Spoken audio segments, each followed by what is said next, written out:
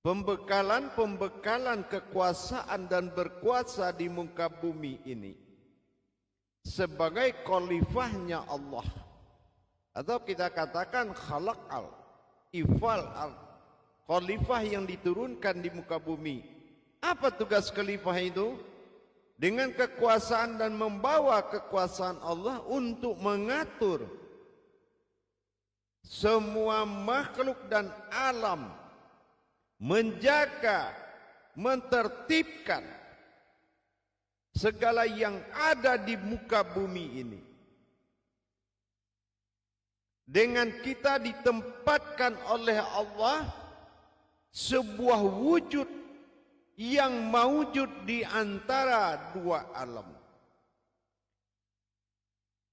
Sebagaimana Allah katakan pada qudsinya, Jalallahu insani alamul tawasid baina alamul mulki was sahadah wa baina fil malakut.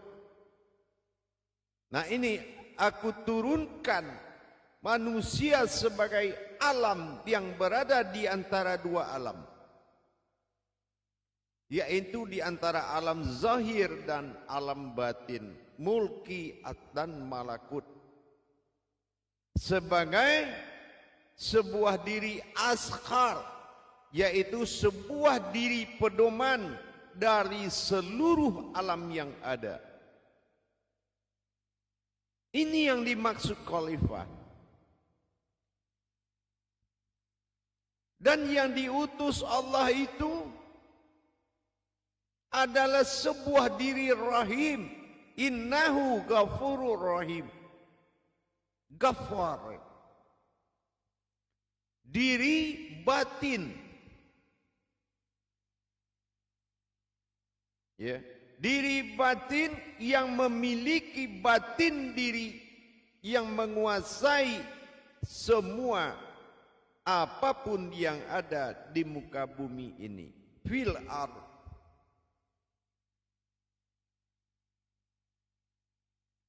Dengan demikian, tentulah kita melihat seperti apa martabat diri yang akan menguasai dan menjadi penguasa di muka bumi ini sebagai utusan Allah.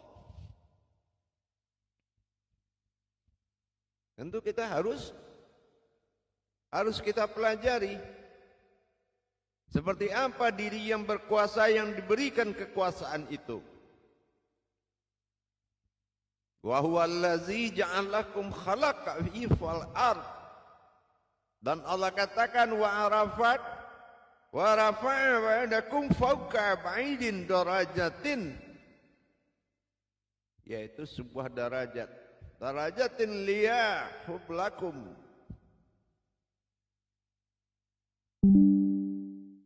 Ini harus betul-betul difahami.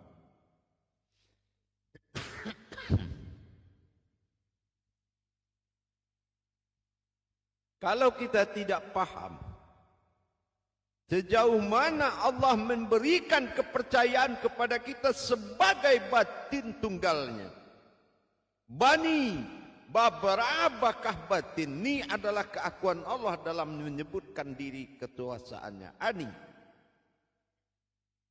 batinku yang menjadi perjalanan sembahan oleh seluruh kalam dengan ba'ada wal ba'ni al ba'ada, batin yang diperjalankan.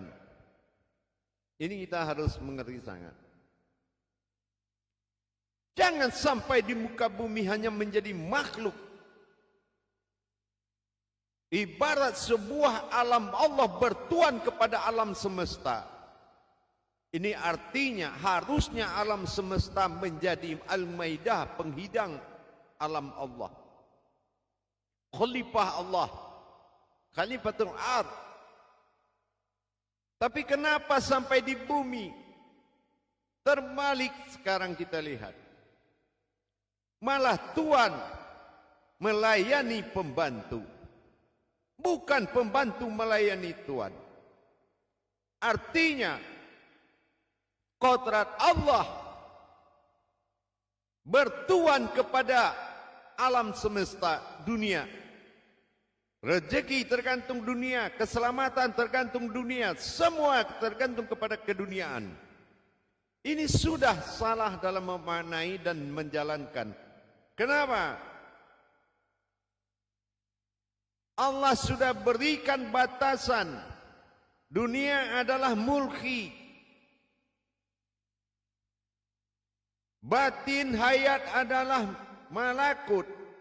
Sementara kita al-muluk, yaitu sebuah alam yang diberikan kelebihan daripada alam zahir dan batin, yaitu bisa berbicara, bisa berpikir, bisa mendengar, dan bisa merasakan.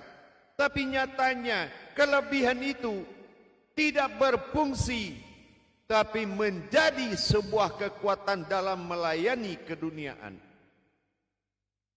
Khalifah seperti apa kalau hanya seorang tuan melayani pembantunya? Ini hal yang tidak masuk akal. Ternyata putuslah hubungan. Apa? Segumpal batin yang ada di dalam diri, namanya batin diri. Ini tidak berfungsi. Batin diri tidak berfungsi, akhirnya diri batin pun tidak bisa menghadapi apapun. Terlempar jauh menjadi makhluk. Ini tidak sesuai lagi dengan dalil Al-An'am tadi. Diturunkan menjadi penguasa, ternyata sampai di dunia malah dikuasai. Makanya ditanya di yaumil masyar nanti di alam barzah, man rabbuka? Artinya siapa yang menguasaimu? Karena soal yang kembali malaikat sudah tahu. Tapi siapa yang menguasai, ini dia belum tahu.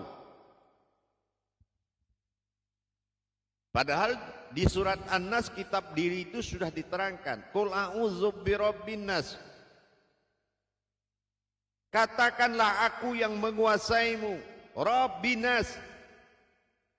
Malikinas, dan akulah yang berdiri. Ilahinas, dan akulah yang menghayat dalam hidupmu. Kehidupanmu adalah kehidupanku. Tapi kenyataan di dunia ini terbalik. Semuanya berpindah kepada alam semesta. Khalifah Allah turun martabat menjadi makhluk. Bahkan tidak berlaku telapak tangannya untuk menghadap kepada Allah. Allah tidak dengarkan lagi doanya. Allah tidak ijabah doanya. Karena dia sudah kehilangan kemuliaan Allah pada dirinya. Allah tidak jabah lagi. Akhirnya 8 batang tulang siap bekerja keras di muka bumi ini. Inilah resikonya kalau putus hubungan Baitullah dengan Allah Subhanahu wa taala. Maka kita harus menjaga kedudukan dan martabat ketuhanan pada diri dengan menjalankan hakikat diri yang sebetulnya, yaitu diri yang hakikat. Jangan kita berpedoman kepada diri syariat tanpa hakikat. Mana ada mayat bisa makan dan minum, mana ada bisa mayat jalan-jalan. Berarti hakikatlah yang bergerak. Kenapa kita tidak berpihak hidup kepada hakikat yang dikendalikan oleh rohani, yang bersumber dari batinnya diri? Karena diri kita gagal menjadi diri yang batin. Diri batin adalah diri sifat yang berawal dan yang tidak berawal dari langit dan bumi. Ini sudah disampaikan berulang kali. Untuk meningkatkan derajat ketuhanan dalam diri, martabat Allah pada iman, harus kita merubah makom diri kita. Apa yang dikatakan merubah makom diri? Dikatakan daging pada daging bukanlah daging, asalnya daging. Nah ini merubah. Dikatakan kulit pada kulit bukanlah kulit, asalnya kulit. Nah ini juga harus semua dirubah. Dalam kalimat la ilaha illallah, putus marifat jadi qudratullah semata. Tentunya dengan jalannya. Dengan demikian, sebuah diri batin yang telah dinobatkan oleh Allah di muka bumi ini, di antara langit dan bumi, atau di antara zahir dan batin, atau di antara malakut dan mulki. Itulah alam muluk, yaitu alam zahir, alam jasmani. Manusia, mim nun sin ya, yang berkodrat kepada lam alif hamzah ya, tubuh jalalah. Inilah tubuh semesta bagi Allah, tubuh semesta.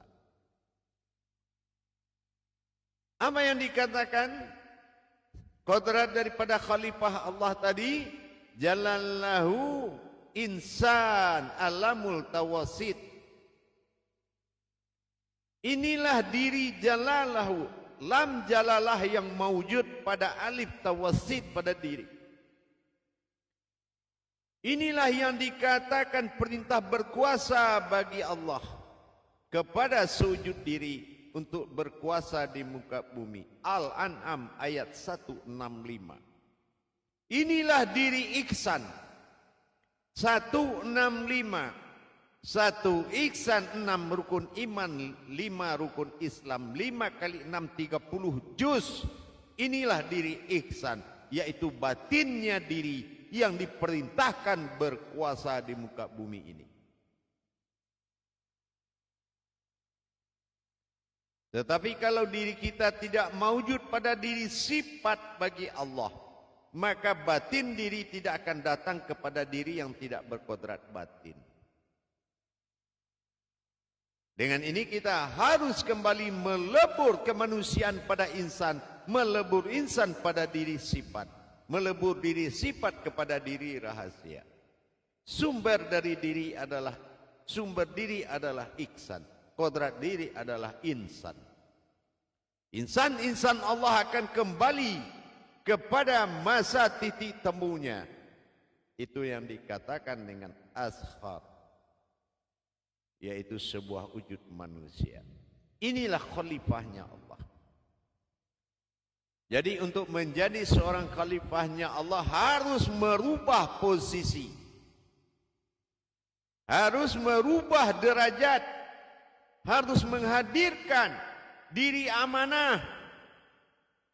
Mana? Itulah batinnya diri kepada alam batin, yaitu diri batin.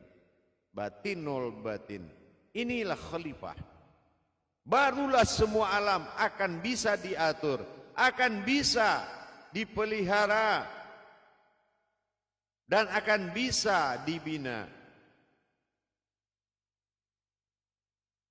Maka dengan demikian kita wajib melaksanakan perubahan-perubahan hijrah dengan sebenar-benar hijrah. Bukan hajarah, tapi hijrah. Bagaimana kita bisa hijrah? Menuju derajat kemuliaan kepada Allah. Tentu dengan mendapatkan diri dalam diri. Kalau bertemu bukanlah diri, tapi sesuatu yang berdiri. Insya Allah. Mari kita tingkatkan derajat. Sehingga manusia adalah sebuah makom keinsanan Tuhan. Di balik rahasia diri yang menjadi batinnya diri. Insya Allah selalu tingkatkan iman dan takwa. Bercita dan kembalilah kamu kepada fitrah kita yang sebenarnya. Kita kembali kepada fitrah yang sebenarnya adalah sebuah batin tunggalnya Allah.